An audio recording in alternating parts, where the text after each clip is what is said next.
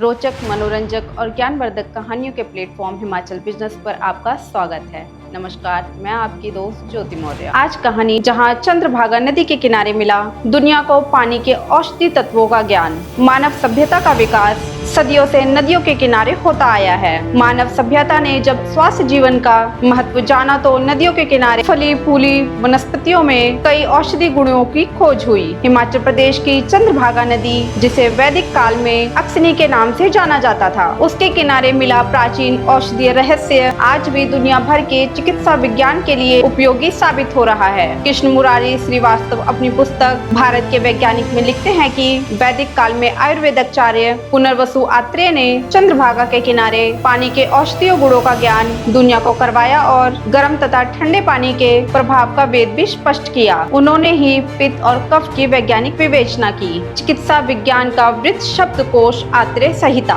पुनर्वसु आत्रेय की लिखी आत्रेय संहिता को चिकित्सा विज्ञान का शब्दकोश कहा जाता है। पुनर्वसु आत्रेय ने रोगों के लक्षणों का ज्ञान करवाया और श्वास व नाड़ी की गति पर प्रकाश डाला। उन्होंने ही रोगों को साध्य और असाध्य की श्रेणियों में बांटा। उन्होंने हवा, मिट्टी और मौसम की विभिन्न परिस्थितियों में शरीर पे होने वाले प्रभावों का पता लगाया। पुनर्वसु आत्रेय ने खट्टे, मीठे, तितक और कसेले स्वाद के शरीर पर पड़ने वाले प्रभावों को स्पष्ट किया। पुनर्वसु आत्रेय ने दूध, गन्ने और मदिराओं के गुण अवगुण ज्ञान किए। उन्होंने पशु पक्षियों के मांस के पौष्टिक तत्वों को जानकर उनकी सेवन विधि बताई।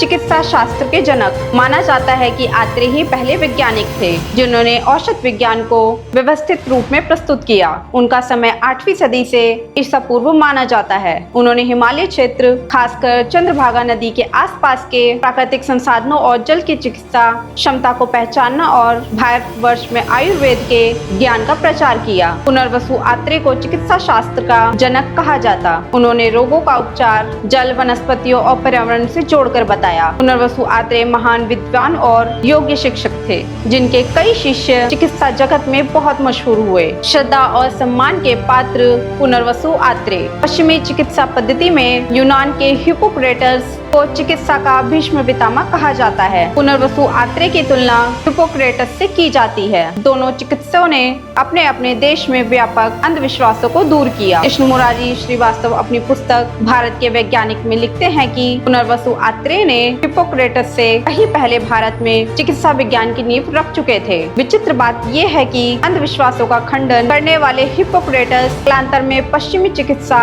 जगत में खुद आंडवर का प्रतीक बनकर रह गए। दूसरी और भारत में अश्विनी कुमार, धन्वंतरी और भारद्वाज के सम्मान ही पुनर्वसु आत्रेय श्रद्धा और सम्मान के पात्र माने जाते हैं। तो ये थी कहानी पुनर्वसु आत्रेय की, जिन्होंने लाहौल में किए चिकित्सीय प्रयोग। ये कहानी आपको कैसी लगी? अपनी प्रतिक्रिया जरूर दें। अगर आप इस वीडियो को YouTube पर देख रहे हैं तो चैनल को सब्सक्राइब करें। अगर आप इस वीडियो को Facebook पर देख रहे हैं तो पेज को लाइक करें और फॉलो करें। आप हमें Instagram पर भी फॉलो कर सकते हैं। ऐसी ही रोचक, मनोरंजक और ज्ञानवर्धक कहानियों को जानने के लिए जुड़े रहे हिमाचल बिजनेस के साथ। बहुत बहुत धन्यवाद।